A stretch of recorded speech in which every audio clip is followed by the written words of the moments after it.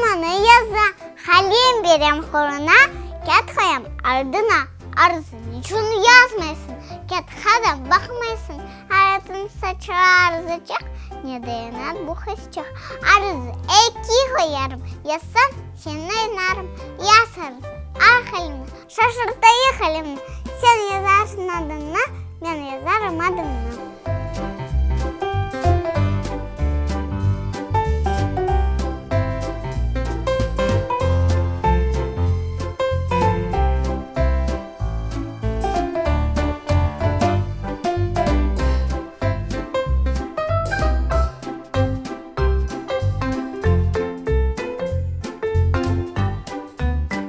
Anam ağlay, babam ağlay, ağlay men uzun. Öz göz yaşlarımı dokup ağlay iki gözüm. Ağlay ağam, kız kardeşim, ağlay Enver sınıfdaşım. Ağlay teyzem, ağlay dayım, ağlay Gavcu Ahmet Ahay. Doğuşum musrifat etti.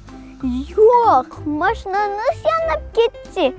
Yok ya da nasıl kaza olgan, bir tam doğray acı soğan. Lale, almalarını topladın?